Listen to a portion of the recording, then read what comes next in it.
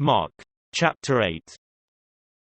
In those days, when there was a very great multitude, and they had nothing to eat, Jesus called his disciples to himself, and said to them, I have compassion on the multitude, because they have stayed with me now 3 days, and have nothing to eat. If I send them away fasting to their home, they will faint on the way, for some of them have come a long way. His disciples answered him, From where could one satisfy these people with bread here in a deserted place? He asked them, How many loaves do you have? They said, 7. He commanded the multitude to sit down on the ground, and he took the 7 loaves.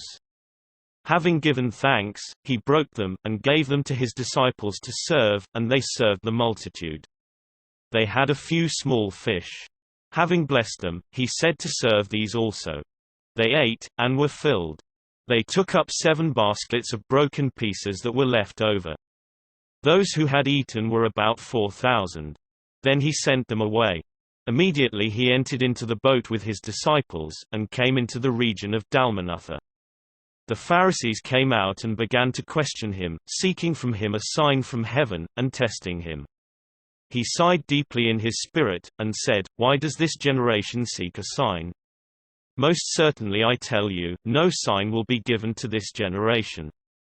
He left them, and again entering into the boat, departed to the other side. They forgot to take bread, and they didn't have more than 1 loaf in the boat with them. He warned them, saying, Take heed, beware of the yeast of the Pharisees and the yeast of Herod. They reasoned with one another, saying, It's because we have no bread. Jesus, perceiving it, said to them, Why do you reason that it's because you have no bread? Don't you perceive yet, neither understand? Is your heart still hardened? Having eyes, don't you see? Having ears, don't you hear?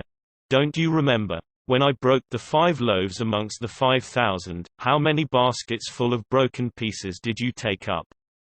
They told him, 12. When the 7 loaves fed the 4,000, how many baskets full of broken pieces did you take up? They told him, 7.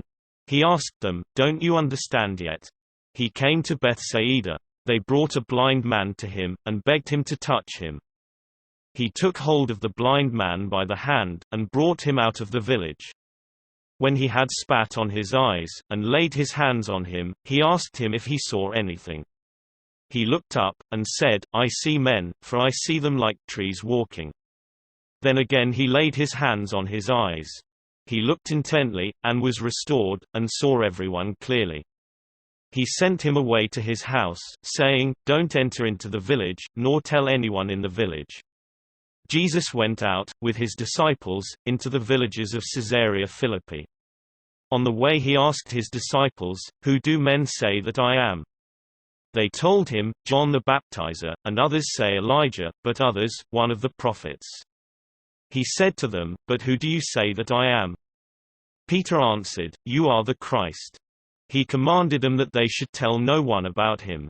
He began to teach them that the Son of Man must suffer many things, and be rejected by the elders, the chief priests, and the scribes, and be killed, and after 3 days rise again.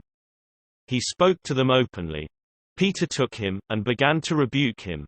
But he, turning around, and seeing his disciples, rebuked Peter, and said, Get behind me, Satan. For you have in mind not the things of God, but the things of men. He called the multitude to himself with his disciples, and said to them, Whoever wants to come after me, let him deny himself, and take up his cross, and follow me. For whoever wants to save his life will lose it, and whoever will lose his life for my sake and the sake of the good news will save it. For what does it profit a man, to gain the whole world, and forfeit his life? For what will a man give in exchange for his life? For whoever will be ashamed of me and of my words in this adulterous and sinful generation, the Son of Man also will be ashamed of him, when he comes in his Father's glory, with the holy angels.